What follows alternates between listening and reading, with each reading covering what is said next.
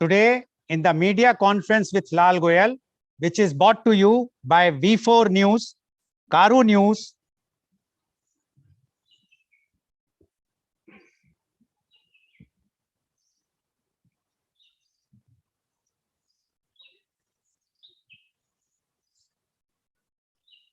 today in the media conference with Lal Goel, which is brought to you by V4 News, Karu News, V4 Stream, Malnadu TV India, News Gaon Se, Samvad Sarokar News, Bharat Post News, Gyan and Organ Donation India Foundation. Our endeavor is to enlighten you with the current topic. And today is a Friday, and today's our topic is on, as you know, that we keep on every Friday, it's a youth conclave. So today's topic is youth conclave on research methods in business. Staying on top of industry, research is an integral part of a successful business. Whether a company is looking for a new base of operations or a would-be entrepreneur wants to launch a first business, using the right business, research methods can be the difference between success or failure. And using the right research methods can still result in failure if the data is not correct and current. Business research is a field of practical study in which a company obtains data and analyzes the same to manage the company better.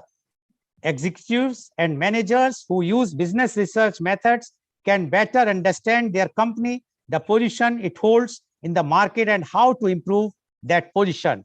And to understand the research methods in business, today we have two chief guests with us, and we also have, one moment, we have to admit,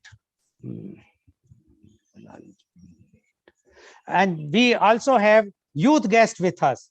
So I would like to invite my first chief guest of the program, and he is Professor Dr. Sudhir Saran. Professor Dr. Sudhir Saran is the former visiting professor IIM Lucknow and University of Texas at Dallas, USA. He is the senior director of Don Bosco Group, Bengaluru. He is the founder of Dr. Sharan Consultancy, California, USA. He is the director of Eldo Private Limited, New Delhi. He has done his MBA from IIM Ahmedabad in 1980. He did PhD in 1986. He started teaching and researching business and entrepreneurship since 1984. He published research papers in reputed journals, international seminar proceedings, and chapters in books of readings. He started academic administration phase as dean in 1997, rising to executive director, controlling management and engineering institutes in 2007. Her Highness Governor of Karnataka nominated Dr. Sharan to the Senate of Bangalore University in recognition of his distinguished academic contributions. He was visiting professor to University of Texas at Dallas from 2012 to 2019. He also visited Washington State University and President University Indonesia on the invitation of the Dean Faculty of Business in 2018.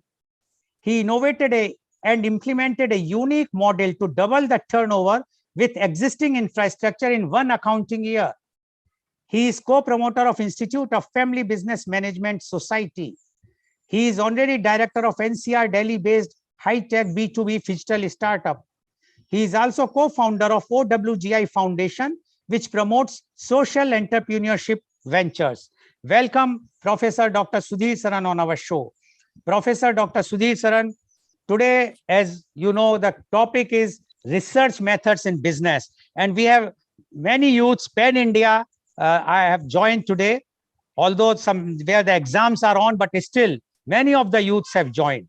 So we would like to start the program. We do not want to waste the time because we want the more and more questions which will be answered by you and the other chief guests. So Youth Conclave on Research Methods in Business, Professor Dr. Sudhir Saran, please. Thank you, Mr. Goel, for this opportunity. I'm honored to be here with you. Thank you, Professor Lakshmi, for joining and agree to share the platform with us. I'm very certain together we will be able to give the richest answer to the young talent which is joining with us today. When we talk about business research or research methods in business, the very first question that comes up to mind is, what for? The answer lies in the usefulness, the value, the contribution which research makes to business. Business is defined as taking inputs, processing them, and converting output. Obviously, the value addition happens in the processing part. Does the research method contribute to that? That is the moot question. I believe in order to complete the value addition, and I hope Professor Lakshmi agrees with me, we need to make decisions. And in order to make decisions, we have to recognize that they're made in a context and they require information as essential input. The function and the value of research methods in business lies exactly in this aspect, that they contribute to quality information.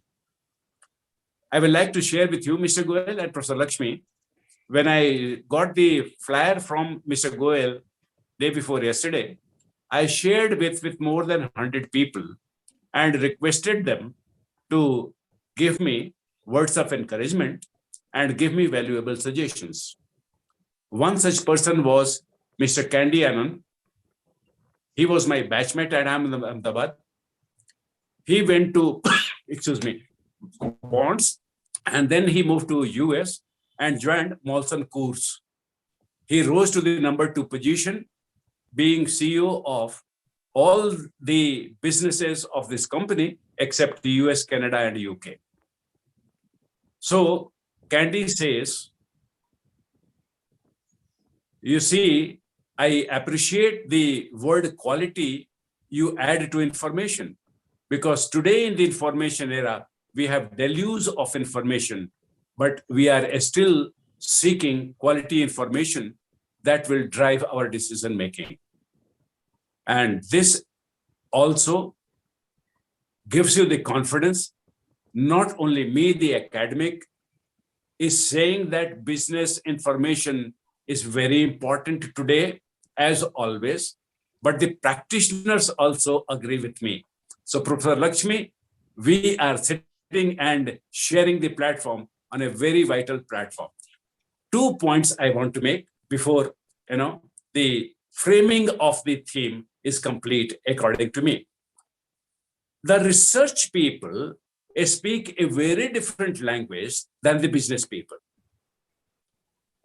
They may be speaking English, but the English, so to say, spoken by Mr. Goel is different by the English spoken by me, Dr. Sharan, as the researcher, or Dr. Lakshmi as the researcher.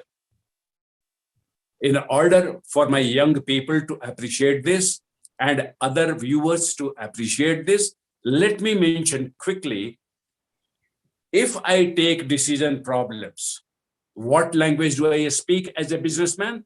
I say how to reduce turnover rates in BPO sector.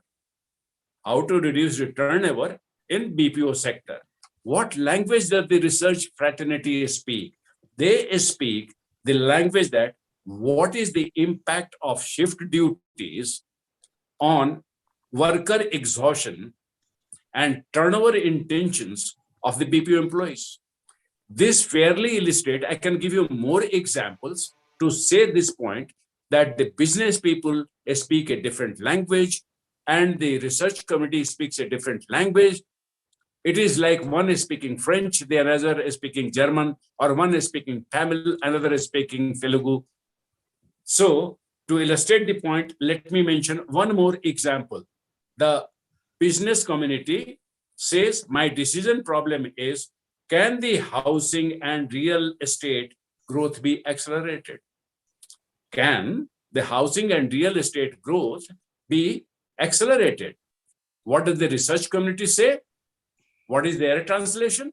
What is the current investment in real estate and housing? Can the demand in the sector be forecasted and expedited in the next 6 months? So this is it.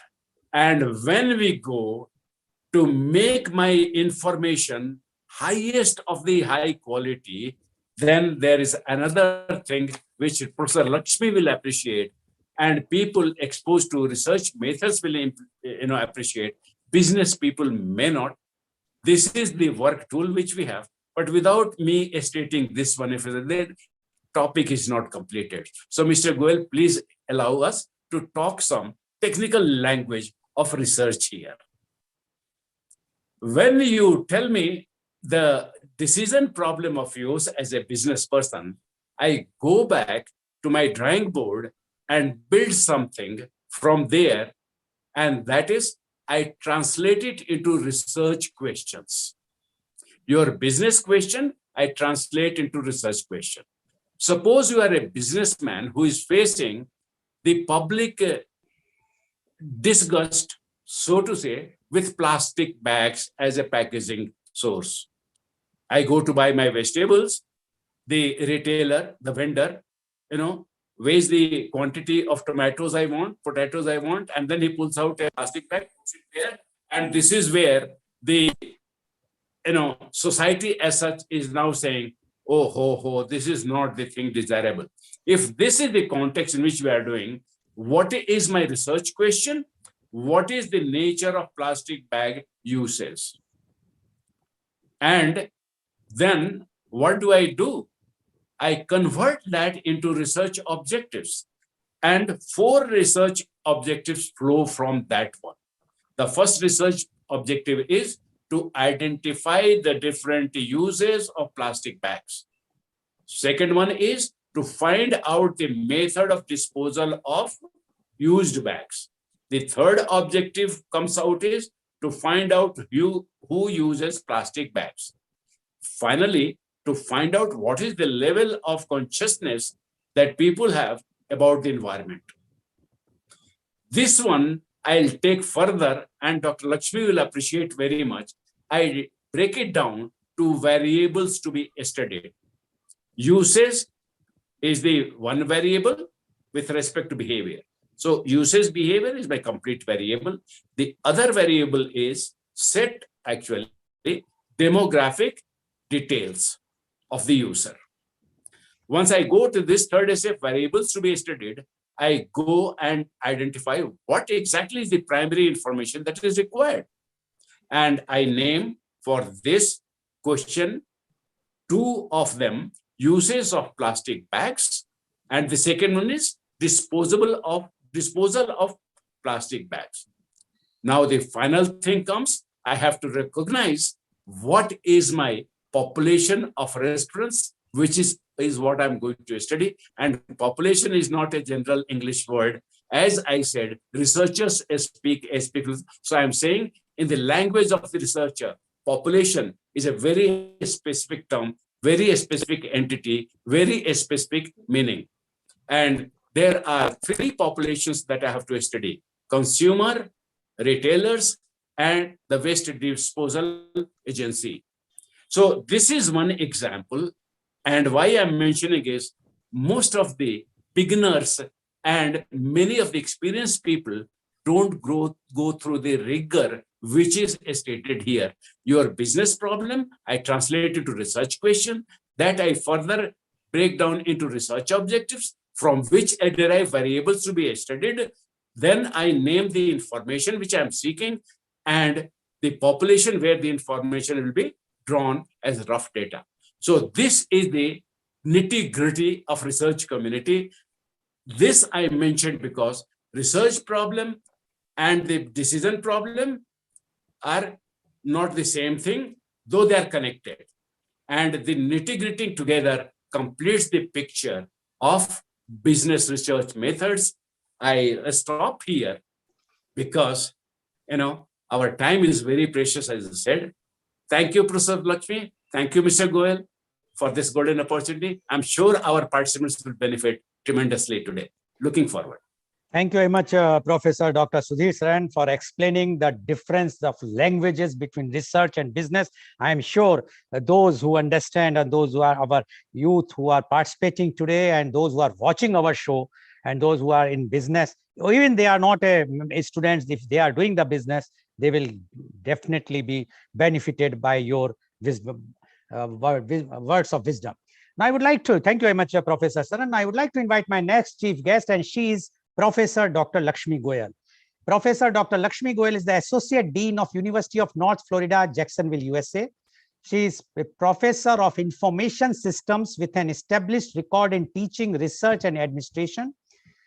Professor Lakshmi received her PhD in Decision and Information Sciences from University of Houston.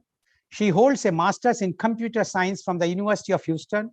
She is a master's in computer applications from the University of Pune, India.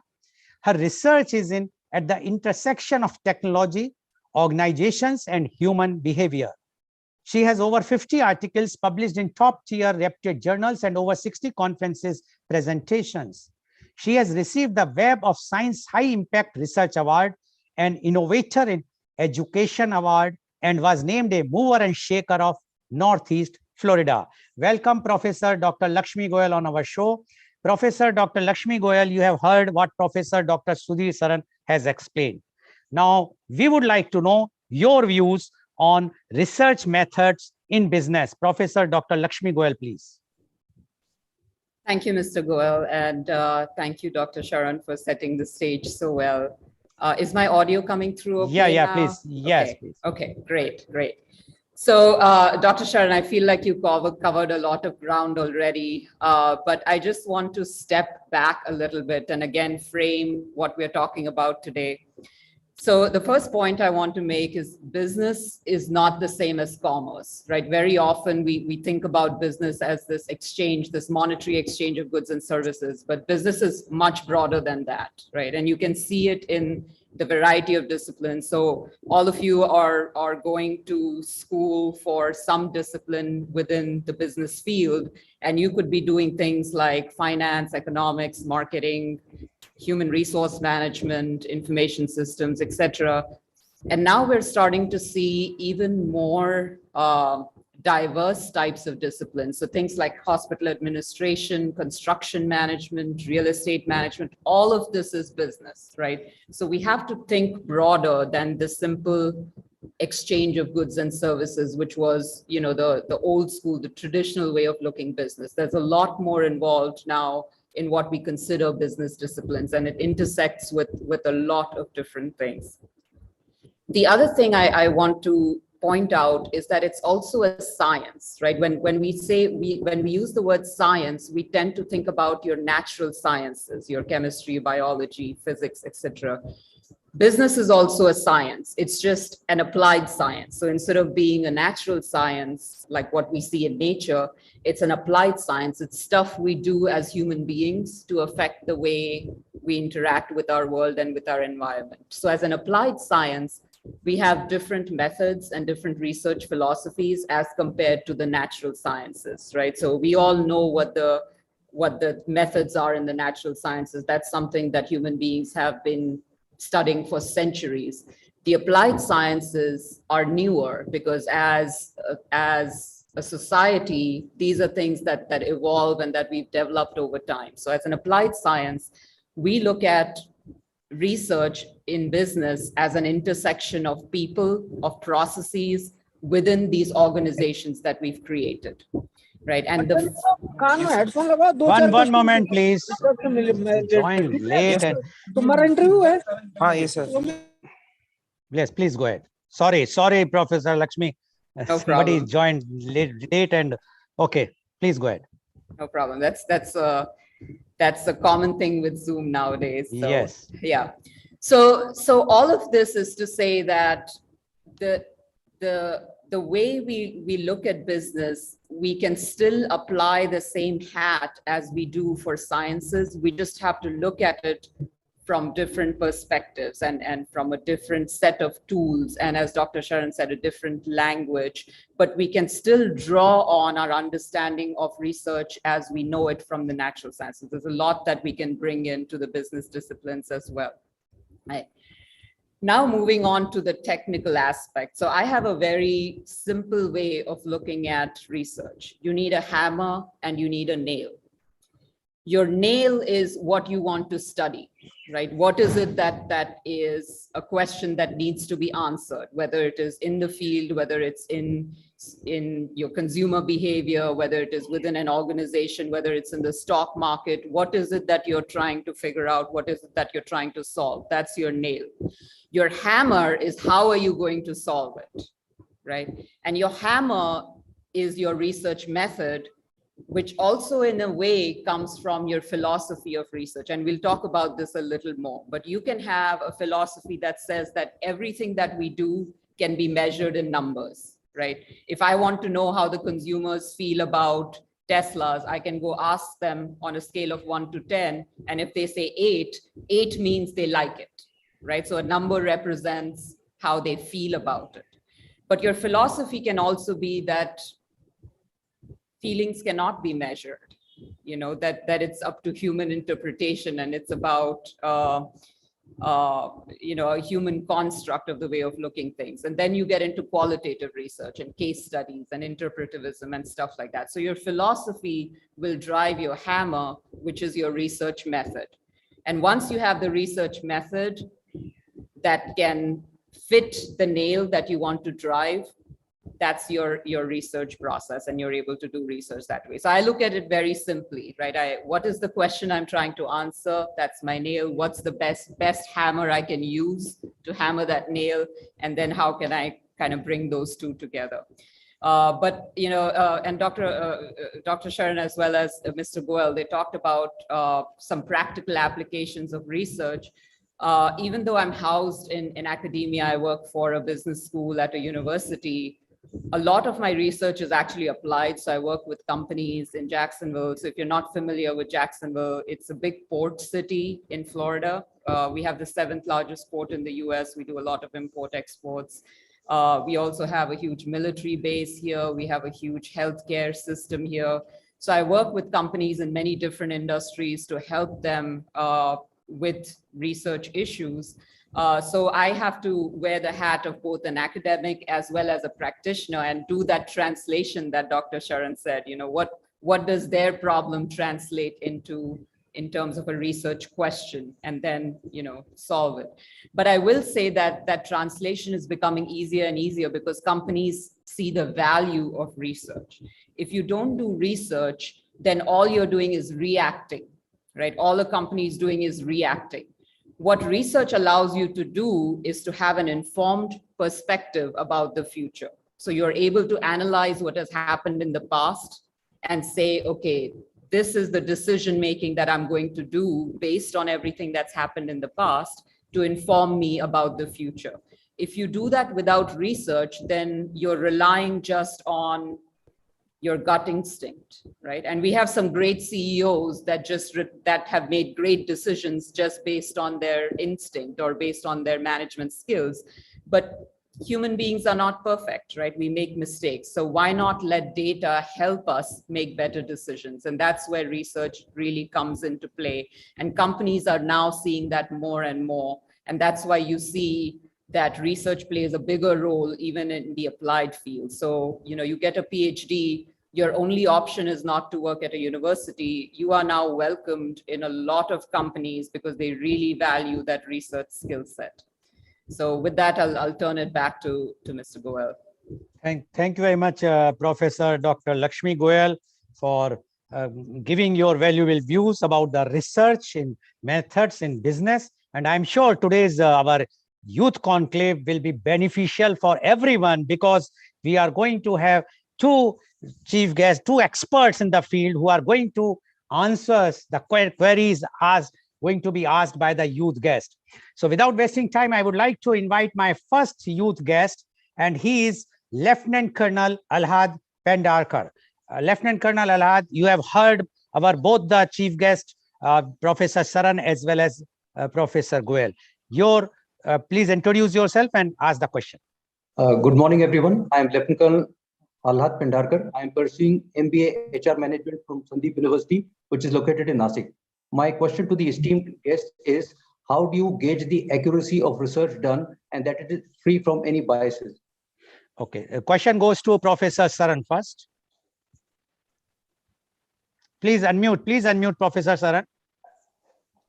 The science of management is built around not only guessing, but measuring bias. It is a very systematic method. Errors are measured. So don't worry, alert. It is a very systematic one. The methods are built around that one. So if there is bias, it will be detected and measured. So, that can be countered. Hope you understand. Okay, thank you, Professor Saran. Dr. Lakshmi Goel, would you like to add anything what Professor Saran said? Yes, so the methods are absolutely, there. In a way, you also have to look at what your methodology is, right? So if you're coming from that quantitative philosophy, you're most likely going to use statistical methods. And statistics has very, like Dr. Sharan said, it has very well-established ways of measuring validity as well as reliability and generalizability. So those are the three things you always look for, right? How valid are my results within a certain range of a confidence interval, because you can never have 100% accuracy or validity. You're always taking a sample of a population, right?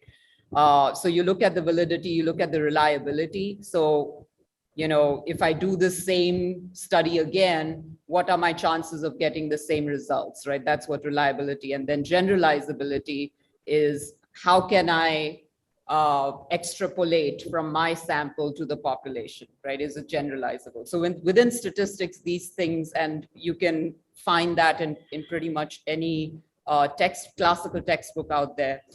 It's a little more tricky when it comes to qualitative or interpretivist research, because then you're relying, and I do a lot of that when I do work with companies on action research projects or case studies, because then you're relying on the insights of the researcher and how they interpret the data, right? So for example, one of the projects I'm working on, I host a forum of CIOs from across the world, and we talk about cybersecurity issues, right?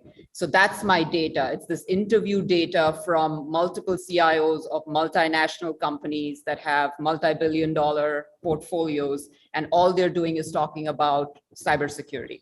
And what my research question is, what is the state of art and state of thinking when it comes to prevention of ransomware attacks? That's my research question, right?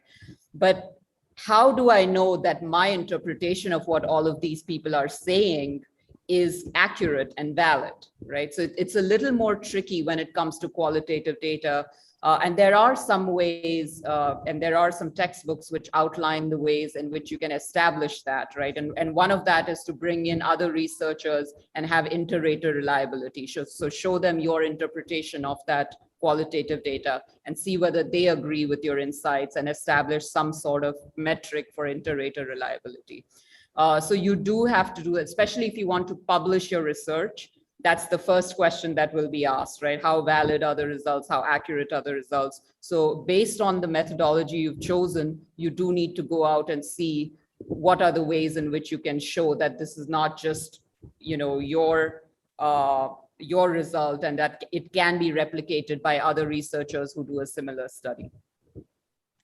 Thank you, Professor Goel. So thank you, Professor Saran and Professor Goel, and thank you, Lieutenant Colonel Alad. Now my next youth guest is Mr. Anirudh Goel.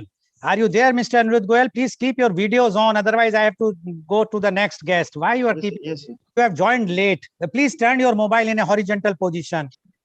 Yes, please introduce yourself and ask your question, please. Yes, sir. My name is Anirudh Goel.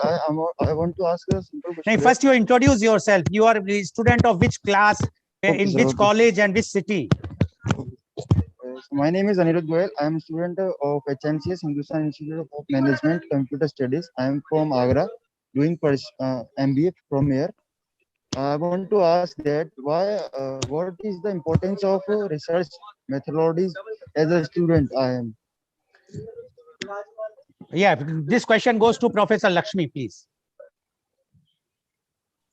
So as a student, the one thing, you will be asked at any interview is, where do you see yourself in 5 years or in 10 years, right? And if your answer is that you want to be in some kind of a managerial role, administrative role, then research is important. You know, if you're content being at an engineering kind of role or a technical role, maybe you don't need research because you're going to do the same thing in and out every day.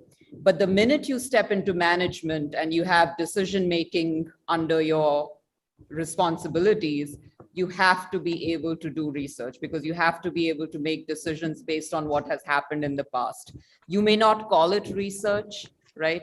But you will have to do some kind of analysis. So having that training in research methodologies will really help you be a good decision maker, a good manager, and a good administrator. People that are good at statistics go a very long way in their companies. Trust me on that, right? It doesn't matter which kind of company or which industry. It could be a marketing firm. It could be a stock trading firm. It could be a human resource management firm. If you understand how to make better informed decisions based on the data you have available, you are able to get further ahead in your career. So as a student, you have to, and this is the time when you can learn that, right? It's just like, like calculus or integration or things like that. There's a time in your life when you have to learn it. It's in your middle school or high school. Once that time passes, it gets more and more difficult to learn those fundamentals.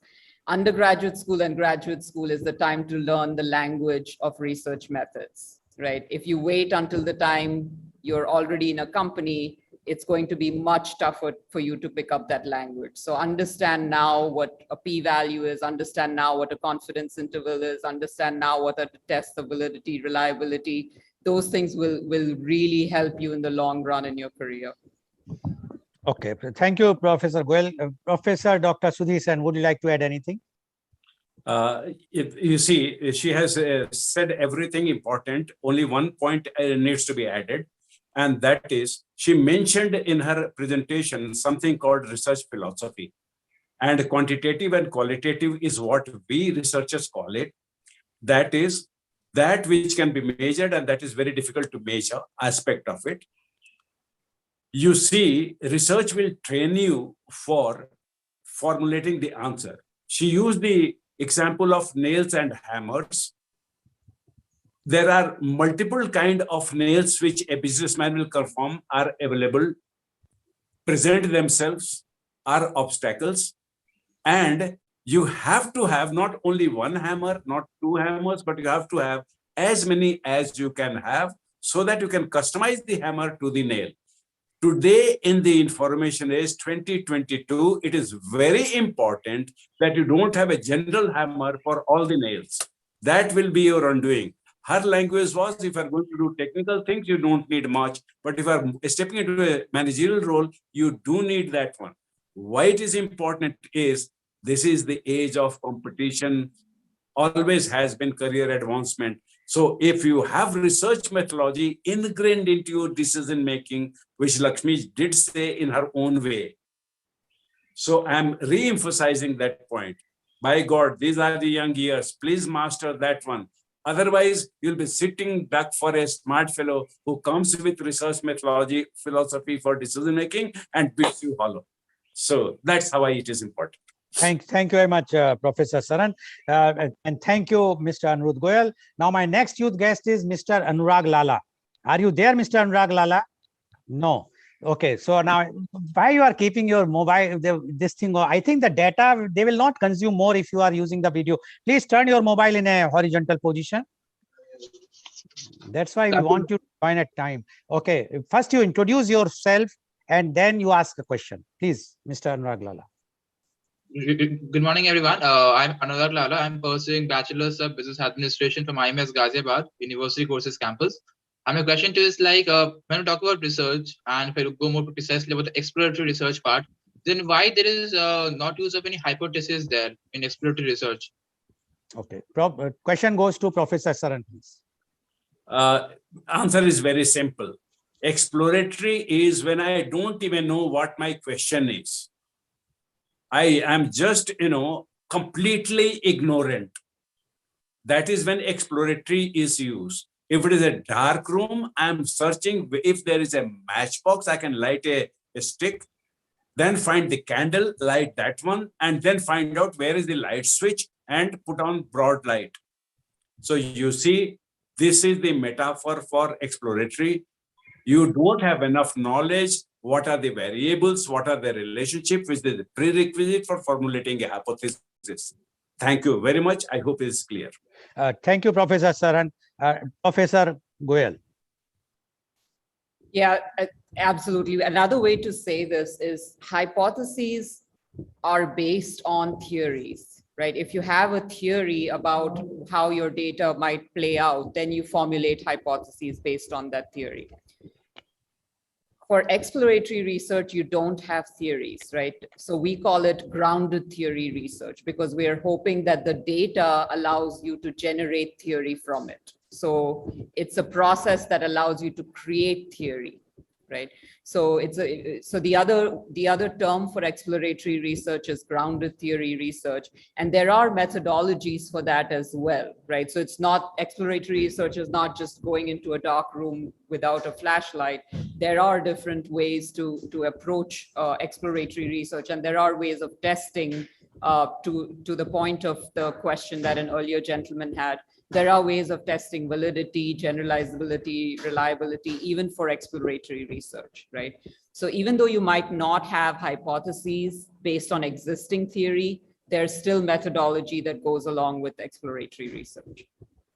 Thank you, Professor Goel, and thank you, Mr. Anurag Lala. Now, my next youth guest is Miss Asfia Samreen. Yes, good morning, everybody. I am Asfia Samreen from St. Joseph's Degree and PG College, Hyderabad. I'm pursuing MBA from this college. My question is, how can we make research more researchable? Okay, question goes to Professor Dr. Lakshmi Goel. May I ask the student to clarify the question? What do you mean by researchable? What's your definition of researchable? Yeah, what I actually meant is how can we include many more aspects into it, exploring much of the resources. So I still don't get your question, but I will try to answer it and then tell me if I'm addressing your question or not. Sure, ma'am. So research, like I said, there's always a three-pronged approach to research. There's validity, reliability, and generalizability. You cannot have research that's high on all the three dimensions. If you have highly generalizable results, your validity will probably be low. The highest validity research are controlled experiments, right? So if you have, and that's why in natural sciences, you see mice in a lab, in a maze, and they do one thing so that you can have one dependent variable and one independent variable and see the correlation and causation between those two variables. Unfortunately, in business, we cannot have labs and mice. You cannot put consumers into a laboratory and test what they're going to do if they're using one soap versus another soap, right? So we have a lot of confounding variables in order for it to be generalizable, in the population. But what we're losing in that aspect is validity, right? Because we don't know what affects the consumer's choice. And I'm just using consumer behavior as one example of a kind of research question, right? So in business research, as researchers, you always have to balance that validity versus generalizability aspect. Do I want my research to be applicable to the entire market, to the entire industry, to all the car shoppers, or do I want my research to be tightly controlled so that I know exactly which variable is being affected by which other variable, right? So my answer to your question is there is no way to have a perfect methodology that balances all of these aspects. You have to trade off one for another. Does that kind of address what you were going for, Asfia? Yes, ma'am. Yes, ma'am. Okay, thank you, Professor Goel. Professor Saran. You see, Asfia, if you want to make research more researchable, you have to make it valuable to the user. And what it needs is very high degree of creativity on the part of the researcher. Today is the age of computerization, what we call digital era. And therefore, suppose somebody came buying a dress to your retail outlet. Now you want to know what other things can I sell to that person? Can I sell accessories? Can I sell footwear? And this is where the digital era gives you all the digital tools. You can have machine learning, artificial intelligence, and this will prompt to you, hey, this customer with these attributes, this behavior is more likely to do these ones. So this is where, if you use this creativity, your research will become more researchable. Rest of it, Dr. Lakshmi has equipped you in her answer. Thank you, Professor Saran, and thank you, Ms. Asfia. Now, my next youth guest is Group Captain Atul Nandekar. I'm Group Captain Atul Nandekar. I am from Nasik. I am pursuing my second year MBA in Marketing Management. I am situated, Nasik is in Maharashtra, as everyone knows. Now, I have heard all the speeches very carefully, sir, and I have only one question, that every time somebody referred it is like a nail and hammer case for the research and data collection. My question is that every time we start from the scratches. Why till now we have not made a platform where all the sets are available, and depending on your research methodology, you get a start at a different stage from where you are actually want to get the results. My question is very basic, that every time you have to start from the scratch. Is there any scope for this, sir? Okay, Professor Saran. Mr. Atul, you see, like the COVID keeps on reinventing itself into a new variant. Business problems keep reinventing themselves, afresh. This is the basic answer for you. If I make a standard platform methodology algorithm, by the time I finish making it, the variant had moved on. I have to restart and redo it. So this is the main reason. Today, the businesses have become very dynamic. It has become global village. Competitions has gone up. The opportunities have gone up. Super niche are there. Overnight, in less than 2 to 3 years, startups are becoming unicorns. So this is why it is not possible today, if ever in the history of business, to have a standardized algorithm so that I can find the hammer for a given nail. Thank you very much for a beautiful question, Mr. Atul. Professor, thank you, Professor Saran. Professor Goel. Yeah, that is an interesting question. So the research question keeps changing. That's why you have to keep changing your nails and hammer. So it's not that, we don't have a tool set already. The research question keeps changing. Having said that, there are a lot of data sets available if you look for them, right? So in the healthcare space, there's a lot of public health data sets available that you can access for free. In the financial place, there are some databases that have stock market data going back for decades, right? That's not cheap data, however, you do have to pay for it, but it's available. Companies like Facebook, Twitter, they sell aggregate data. They make a lot of money selling data. Even the credit card companies sell de-identified data. So there is a lot of public data available if that meets your research question, right? So if your research question is how have consumer spending habits changed in the last 10 years, you can pay to get data from credit card companies, and you're not starting from scratch. You don't have to go and ask, people to get that. Same thing with methodology, same thing with your hammers, right? So we do have a lot of, so if you use a statistical package like SPSS or R or SAS or whatever, there's a lot of inbuilt techniques that you can already use, plug and play, point and click. So you're not starting from scratch from these things. But, like Dr. Sharan said, if your research question is unique, if the data hasn't been gathered by somebody else before, and that's, we have not had the ability to analyze big data with personal computers until now. You needed a supercomputer, or you needed, heavy processing power. But now with distributed computing, it's really easy to do big data problems, right? If you have an Amazon Web Service account, it's so easy to analyze big data. So our research questions have changed, our abilities have changed. So yeah. Okay, thank you, Professor Goel, and thank you, Group Captain Atul Nandedkar. Now, my next youth guest is Chayan Bhattacharya.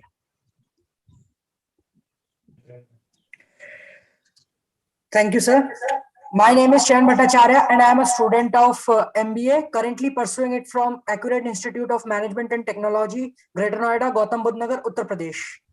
So my question is that what are the main issues that a researcher should concern about before collecting the research work, before doing the research work?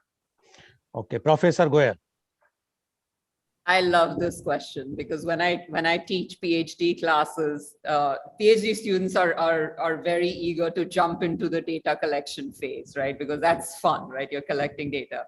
And this is exactly what I tell them. Don't, because you only have one shot at collecting data. It's expensive to collect data.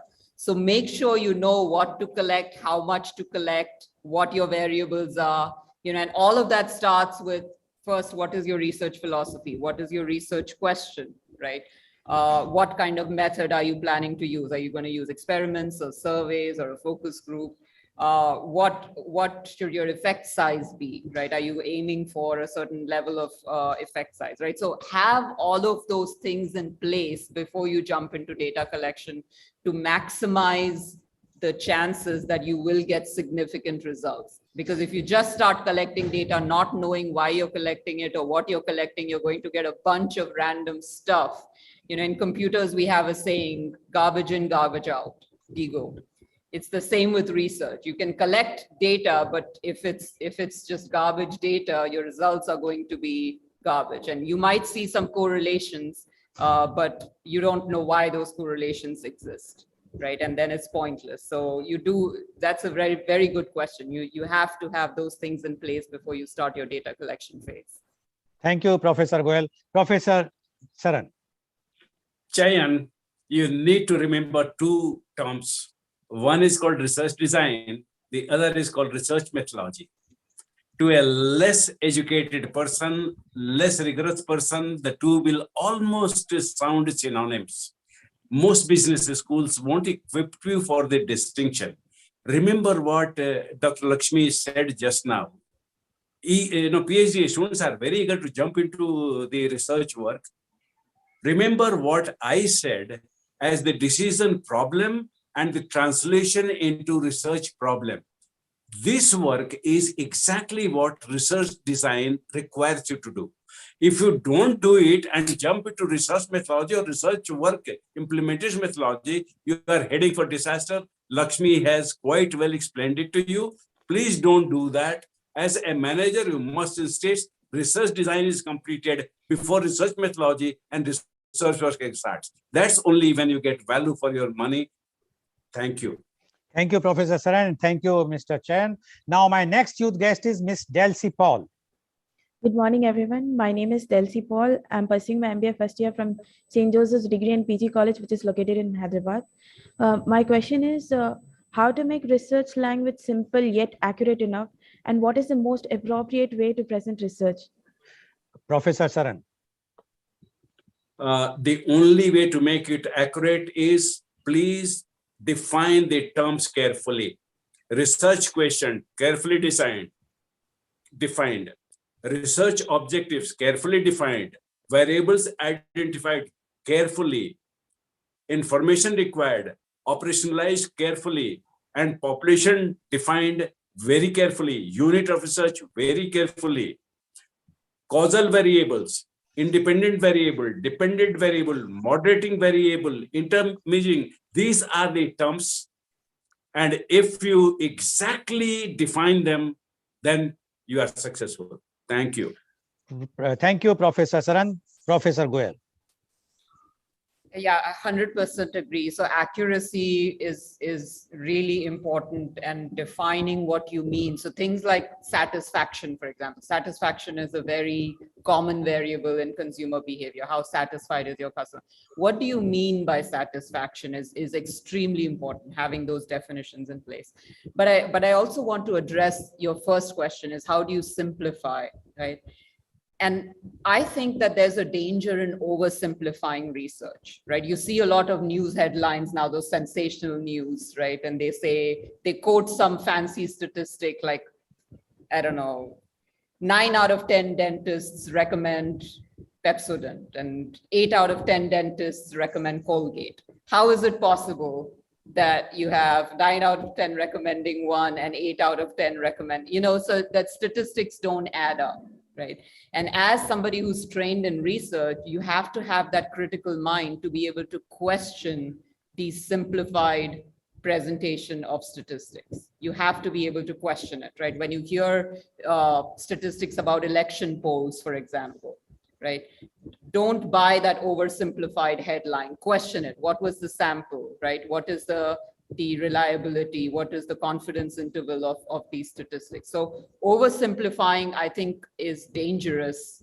And somebody who's trained in research should be able to look through those oversimplifications.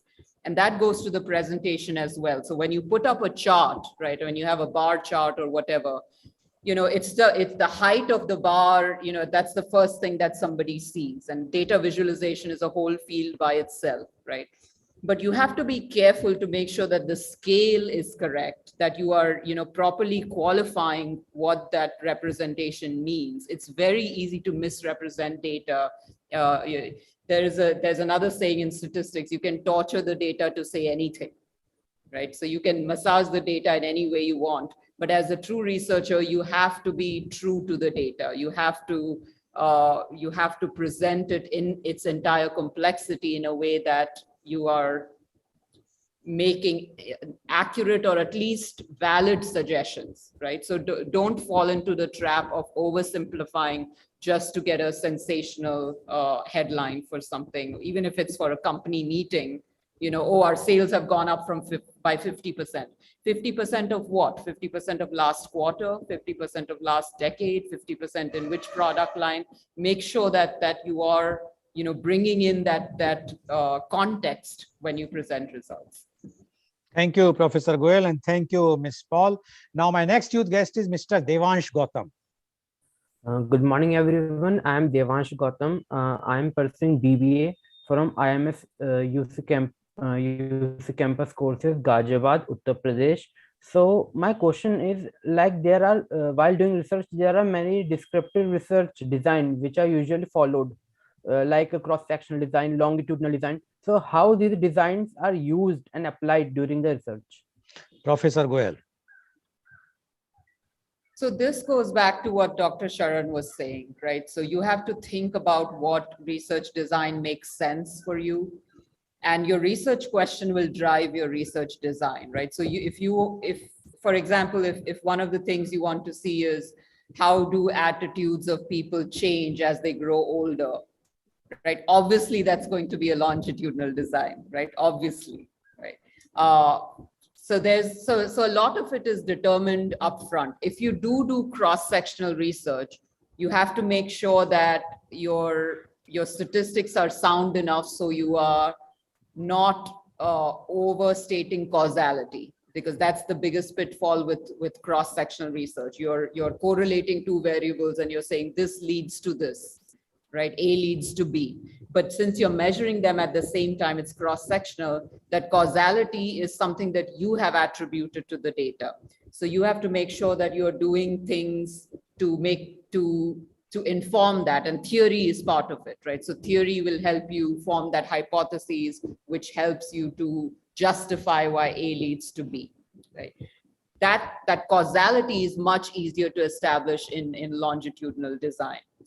But sometimes a cross-sectional design is what the research question needs, right? So a lot of it just depends on the research question and then really thinking about what research design makes sense. Thank you, Professor Goel. Professor Saran. See, Professor Lakshmi has given you a very sophisticated, beautiful answer. There is very difficult to add to this one. Let me just add one more thing, even though difficult. I have a 7-month-old granddaughter. She cries at times. My daughter-in-law listens to the cry and reads whether she needs a change of diaper or she needs to be fed. You have to be a researcher like that to listen to the business problem. And as a researcher, you will see, as Professor Lakshmi beautifully elaborated in her answer, whether it is descriptive, longitudinal, cross-sectional kind of thing, or causal kind of a situation. It talks. You must have the ear of the mother to understand what it is saying. Thank you. Thank you, Professor Saran, and thank you, Mr. Devash Gautam. Now, my next youth guest is Mr. Dikshant Nagpal. Good morning, sir. I'm Dikshant Nagpal, pursuing MBA from Accurate Institute of Management, Greater Noida. My question is, as an entrepreneur or a new business thinking of launching a new product in India, India is a big market. So what are some tips to avoid overflood of information while researching? Answer will be very fruitful for me because I'm working on a project and doing research. Okay, thank you. Professor Saran. For you, the life is very simple. You don't have very many problems. You have just one, how to make your business successful. And here the answer is, use a very tight filter to allow things in. You must remember your filter is, Dikshant, people don't buy what you sell. People buy what they want. If you remember this one, and through this, you decide your business problems, I think researchers will give you more than value for money. But this part you have to do. You can't expect a researcher to do it for you. This is business responsibility, particularly for a startup founder's responsibility. Thank you for a beautiful question. Thank you, Professor Saran. Professor Goel. Dikshant, congratulations on being an entrepreneur. That's not an easy, it's not an easy path to take. I mean, entrepreneurship is interesting because it is that you don't have past data to rely on, right? And research thrives on having data, right? So in collecting data for what you need, you do have to be very mindful about what you want to answer, right? Are you looking for feedback on specific features of your product or service? Are you looking at feedback on how it might be received in the marketplace? So having a very tight, like Dr. Sharan said, very tight research question and doing some kind of market research to find what your MVP might be to meet that, you know, before you can start scaling up is going to be important, right? So you do have to do a little bit of validation of your idea in the market before you start putting money towards, you know, production and scaling up. But that market research needs to be very specific on what it is you're trying to get feedback on. Are you trying to get feedback on, you know, if it's a product, is it specific features of a product? Is it the usability of the product? Is it how the product will integrate with other products, right? So what exactly about the product do you want to know? If it is a service, then again, you know, is the service something that's missing? You know, why would somebody come to you versus somebody else, right? So having a very specific research question and then getting some validation from the market based on that research question before you can scale up will be very important. Thank you, Professor Goel, and thank you, Mr. Dikshant. Now, my next youth guest is Miss Mansi Soni. Good morning. My name is Mansi Soni. I am pursuing MBA from HIMCS from Farah Matra. And my question is, what is the observational method of research? Professor Goel. So I'm not sure I fully understand the question, but I'll take a shot at answering it. You know, all research comes from observation, right? We call that empiricism. Empiricism means if we notice something, then that's a data point, right? Whether it's through our senses or whether it's through measurement, you know, so empiricism is a way of collecting data. There are other schools of thought. So the Greek philosophers did research just based on thinking. It was armchair research. So they would sit and think about, I think this is how the solar system is situated, right? But now we rely on empiricism. So we use telescopes to actually observe what's happening in the galaxies to inform us what the solar system looks like. So observations are extremely important. How do you collect those observations? Now that's where you get into those research design, right? Are you doing it through experiments? Are you doing it through surveys, focus groups? Are you doing it through sensors, IoT devices, big data, whatever, right? But observation is the starting point for all empirical research. Does that answer what you were trying to ask, Mansi? No, ma'am. It does That's not. all. Okay. Okay. So, what's your question, Mansi? What is the observational method of research? You see, Mansi, there is nothing called observational method of research. It is loose use of words. Some business professors use, but they should not. It is actually observation method of data collection. To give you a context, you see, some people say primary research and secondary research. There is nothing like primary or secondary research. It is only the type of data that the research is digging, existing one, secondary, new one, fresh for the purpose of answering the specific research question is primary. So the root cause is loose use of terms in research by professors, by textbooks, and everybody in between. That's why Professor Lakshmi could not get it. In the ecosystem she exists, these things are filtered out of the system. But some places these escape the filters and reach the students' minds. Don't mind it. I'm not underrating anything or anything. I'm just cautioning you to the value of correct definitions and correct uses of terms. And if you find some loose ones, check them out. Don't keep them and let them become your vocabulary. Thank you. Thank you, Professor Saran, and thank you, Ms. Mansi Soni. Now, my next youth guest is Mr. Mohammad Johar.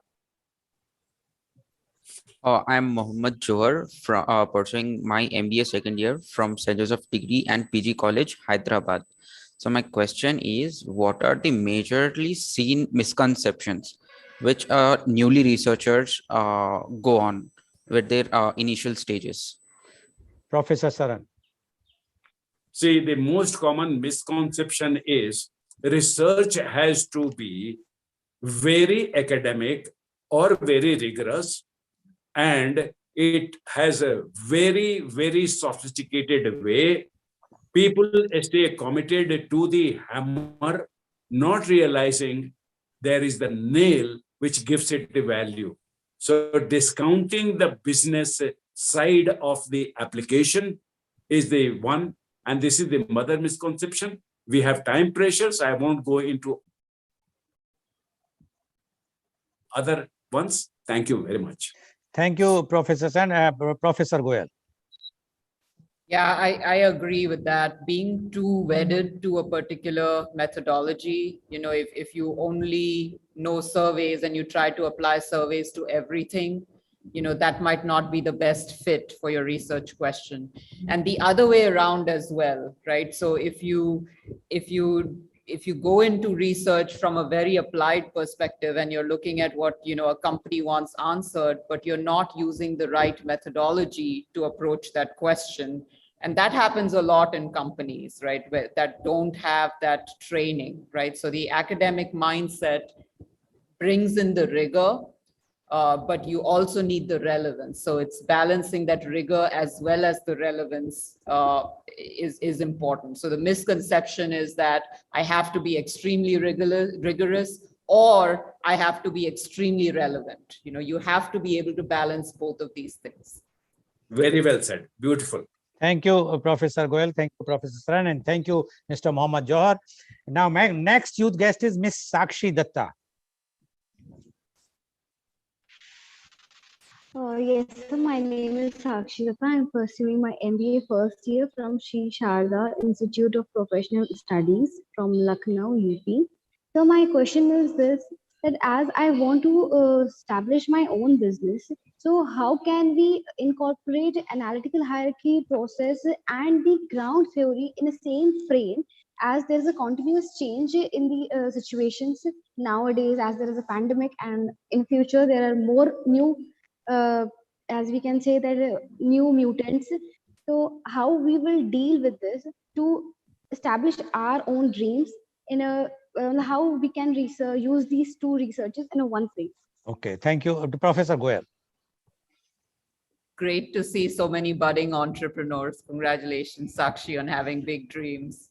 Don't overcomplicate it, right? So you don't have to go in with a framework in mind, right? And that's what Dr. Sharan was saying, was having too much of that rigor in mind. So you don't need to have a hierarchical, analytical framework as well as a grounded theory approach, right?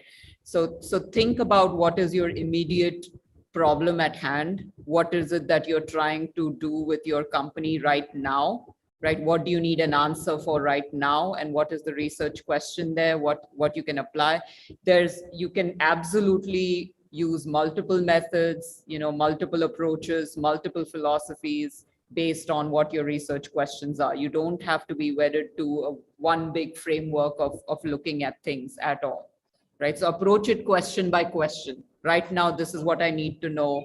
This is how I'm going to answer this question. Move on to the next one. That would be my suggestion. Thank you, Professor Goel. Professor Saran. You see, entrepreneur has to be very careful about efficiency of resource use. What are you getting per minute of time investment? What are you getting per rupee of time is invested? And what are you getting per employee brought in the founder team? Once we are careful of these ones, the changes which are going to happen will speak to you like that mother listening to the baby. What does it need? Does it need a very rigorous research because a lot of things are riding on it?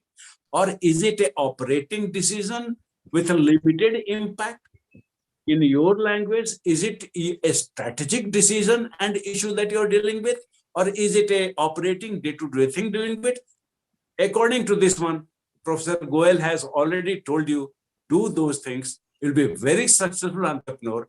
Your competition will be afraid of the way you are approaching your decision-making based on quality information. Nobody can touch you. You will have a blue ocean existence. You will be free from red ocean, blood-letting competition.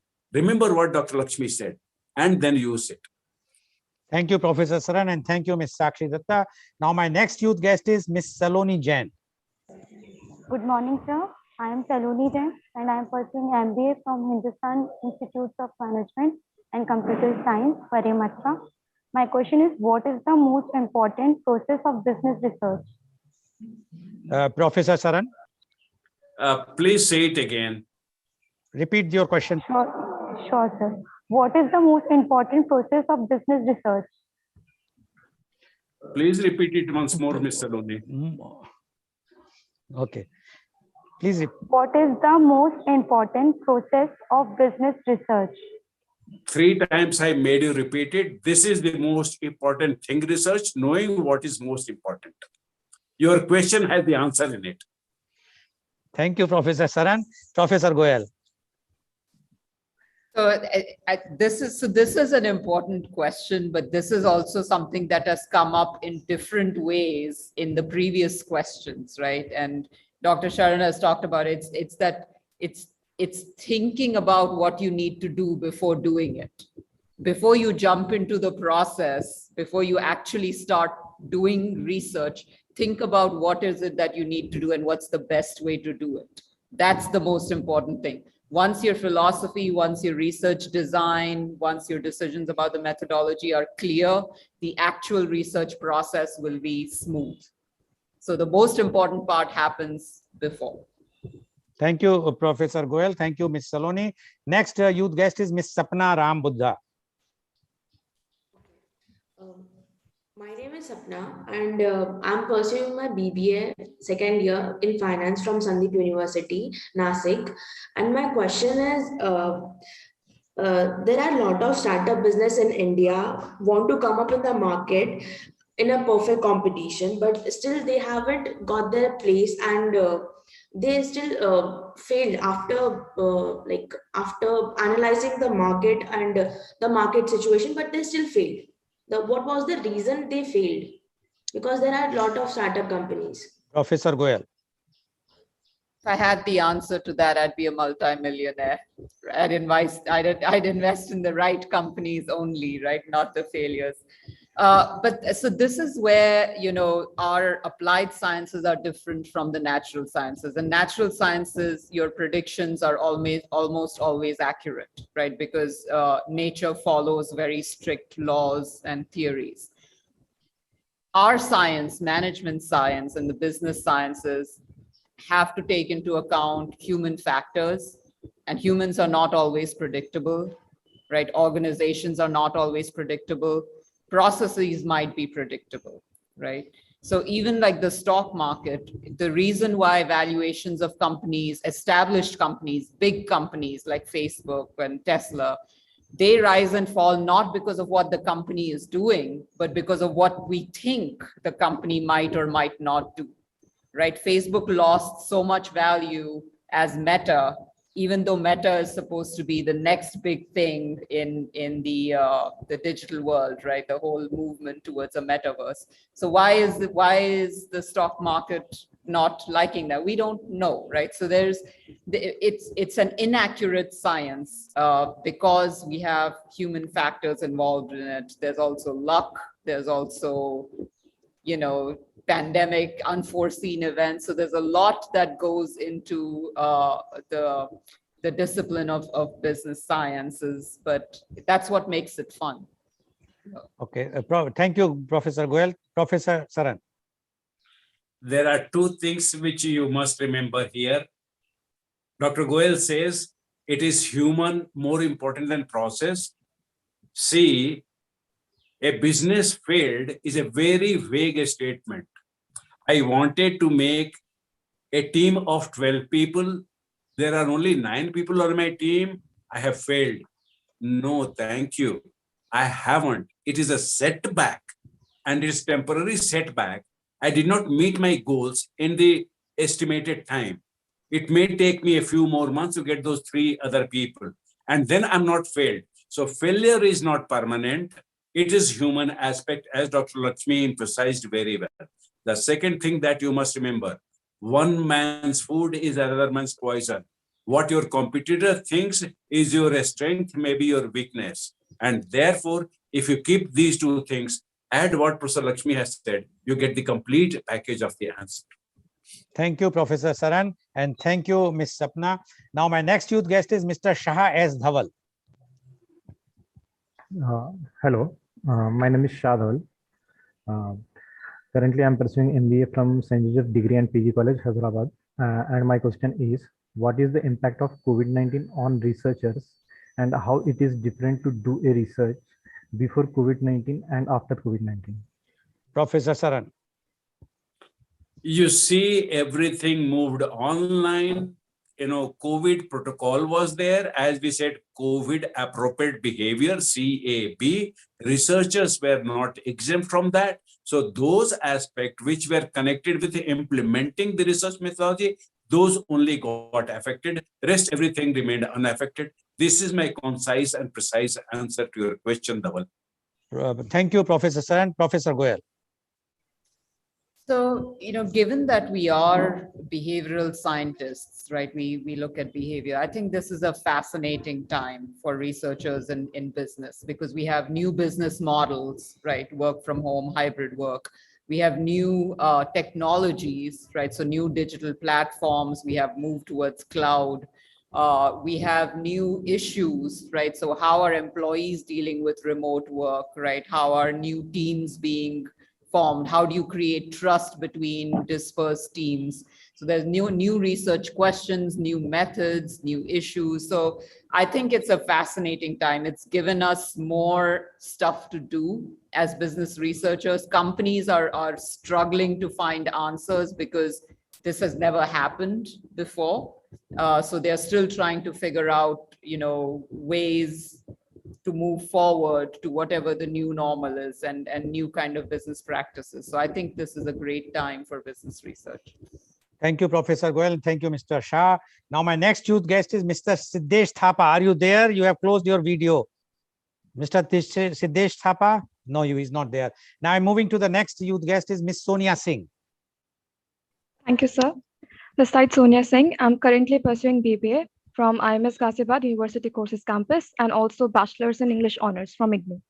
So my question is that if we see that there are two terms, manager and researcher, they both are different yet together.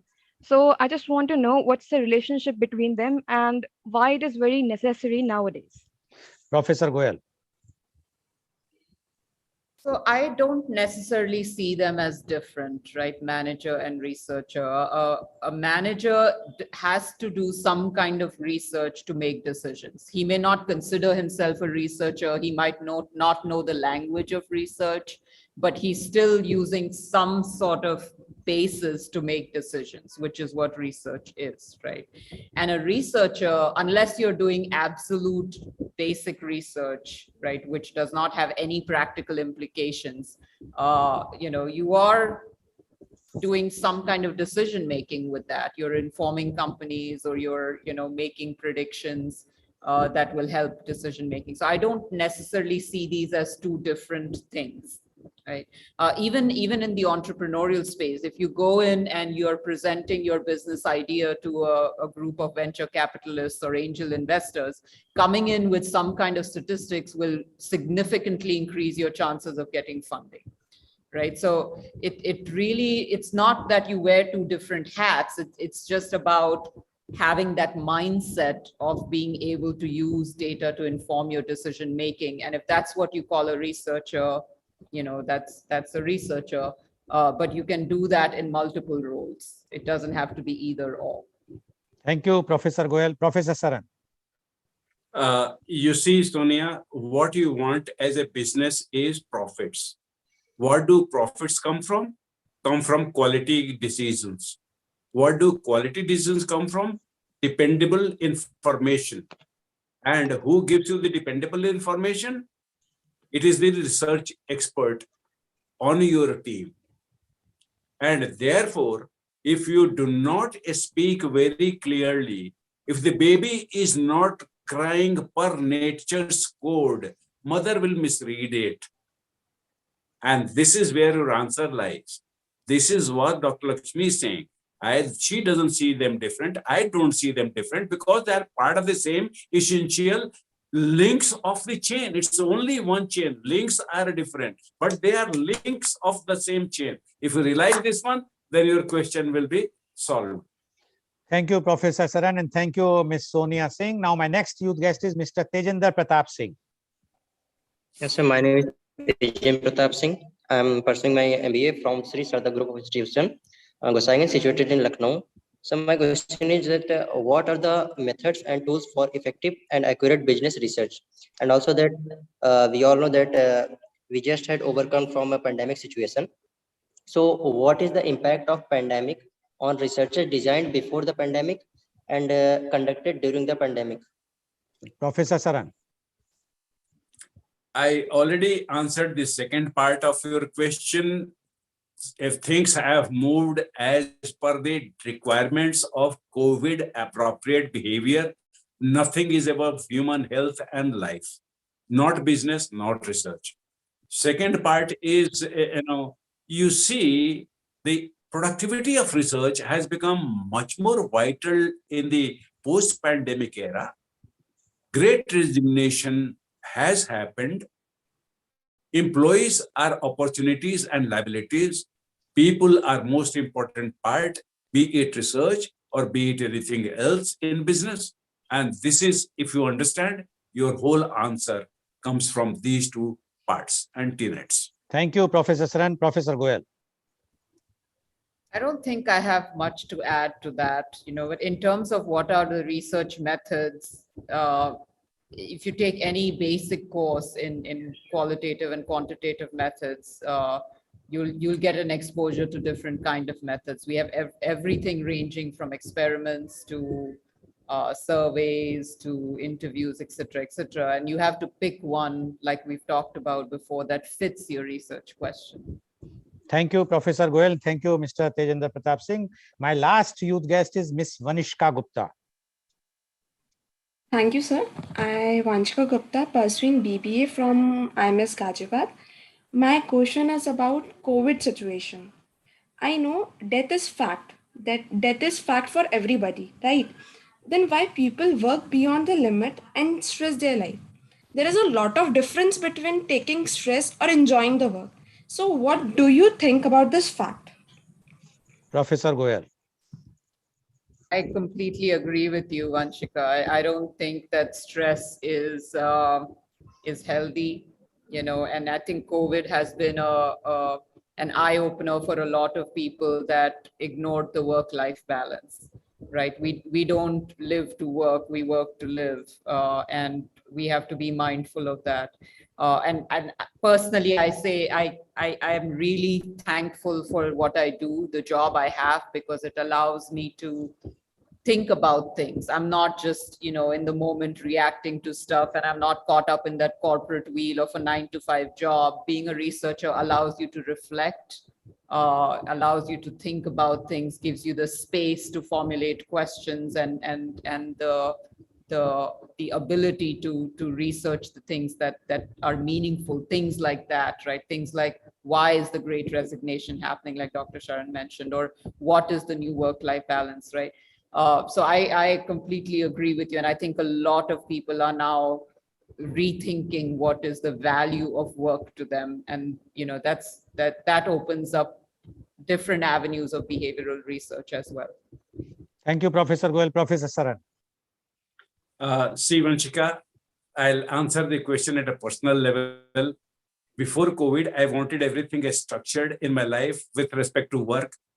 And I always put work before my own preferences. If I had a friend to visit, I may, not give it due importance. If I have a student needing counseling, that was my life before the pandemic. Today, I know that was wrong, and I want to change it. So I gave up a regular, structured Indian corporate, academic life. I have decided and actually moved to launch my own consulting, building it, which I have been postponing for more than 18 years. So this much of impact it has had, but the basics are the same. I wanted to have a life fulfilled, and the pandemic has made sure that I recognize it explicitly, not implicitly, and not postpone it for tomorrow. Beautiful question, Vanchika. Nice way to put it. Thank you very much, Professor Saran, and thank you, Ms. Vanshika. Now, because the time is there, not there, I am getting the message from the studio. And I think all the questions which you have asked today, our youth have taken all the care and replied by both the chief guests. But still, if you have any questions which you feel that it is not answered and you want to more clarification, you already have my number. You can WhatsApp me those questions. I will get the answers from these two experts. But because of the time constraint, and today, to be very frank, we have done lots of sessions like this. And even in one session, 78 answers were given. But today, two experts, and they are giving detailed answers. I think this is the reason of the research, that they are doing so much research and they want to do the research, how the answers to be given in details. So that is why today we have to say sorry for no further questions, but still you can ask any question, you can send me, or you can put in any of the channels who are showing it. And now I would like to go to both the chief guests, one minute each. Professor Saran, what would you like to say for today's conference? First and foremost, I want to recognize the talent, the range, the width which the youth participants have put to us. It was very stimulating to me. And in limited time, I grew up a lot in research applications and research sophistication. More than that, Professor Lakshmi was a perfect complement. I think we did a good jugalbandi to satisfaction of you, Mr. Goel. Thank you very much for his stewardship and making the experience so pleasant. Thank you very much, Professor Lakshmi. Thank you, Mr. Goel. Thank you very much, Professor Saran. And now, Professor Dr. Lakshmi Goel, your comment. 1 minute, please. Dr. Sharan started the call by talking about quality, right? Quality of information. And I think quality always is superior to quantity. So even though we did not have 78 questions or answers, the quality of our answers, I think was great. And that was because of the quality of the question. So thank you very much for having us here. And I really enjoyed this as well. Okay, thank you very much. And so viewers, you have seen today how the youth from different parts of India ask the questions. And these are very, very valid questions. After all, they are the future of the country. They are the entrepreneurs. They are the going to start up, with the promoter of the startups. And if they have these types of queries today, which you already have seen, it shows the potential of our country, that the time is not far. Then country can also become a wish guru in this field also. So thank you very much. And today's program has been live telecasted by V4 News, Karu News, V4 Stream, Malnadu TV India, News Gaon se, Samvad Sarokar News, Bharat Post News, Gyan, as well as it was shown live on Facebook and YouTube. And our endeavor to bring to you every day new topic in media conference with Lal Goel at 10:30 a.m. And tomorrow our topic is digital rupee. Yes, you might have heard in this our budget. This time our finance minister declared that India is going to have a digital rupee very soon. So, and our panelists are Professor Mohanlal Agarwal, President Indo-Gulf Management Association, Dubai, Dr. Nilesh Borde, Professor Finance and Strategy, Goa Business School, Goa University, Goa, Ms. Shalini S. manages, Founder Director, SimSim Advisory Limited, Goa, and Dr. N. Sivasankaran, Associate Professor, Finance, XLRI, Jamshedpur. So please tune in tomorrow for media conference with Lal Goel at 10:30 a.m. Thank you all the youth guests for joining us. Thank you very much, Professor Dr. Sudhir Saran, and thank you very much, Professor Dr. Lakshmi Goel, for giving the replies to all the queries raised by our so intelligent youth, which they have raised. And thank you all the viewers. And I'm sure that today's program is very much enlightening, educative. And in case if you have any suggestions, please mention this in any of the channels inbox. Thank you very much.